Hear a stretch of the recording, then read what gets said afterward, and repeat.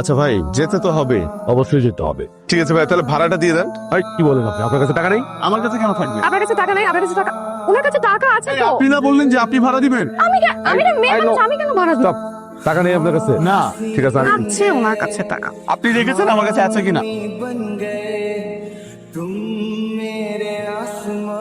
Officer, আমি আপনাকে আর কতবার বলবো, আমি ওনাকে চিনি না, প্লিজ ওনাকে ছেড়ে দেন। অবশ্যই ছেড়ে দিব, কিন্তু তার আগে সত্যটা বলতেই হবে। আরে আপনি চিন্তা করবেন না, আমি এখানে ঠিক থাকবো। আপনি জানতো আরে ঠিক জানেন না, ওনারা যদি এখানে আপনাকে আটকে তাহলে আপনি অনেক বড় প্রবলেমে পড়বেন। কি প্রবলেমে সমস্যা কিছু জানতে পেরেছেন ছেলেটাকে? বাবা, তুমি আমার কথাটা শোনো, আমি সত্যি সত্যি জানি না আমি কে। তুমি তো অন্তত জানো আমি তোমাকে কখনো মিথ্যা কথা বলবো না। ঠিক আছে, তাহলে ব্যাপারটার মধ্যে করে ছেড়ে দেন। তুই চলো আমার সাথে। ওনার যদি কিছু হয় তাহলে আমি তো এখান থেকে যাবোই না, দরকার হলে আমি দিনের পর দিন এখানে পার করবো, তবু এই মেয়ে হলোটার আমি কোনো ক্ষতি হতে দেবো না। কাছ থেকে একটা মুস্তি বেড়েছি, এখানে ছেড়ে দেন। চলো আমার সাথে।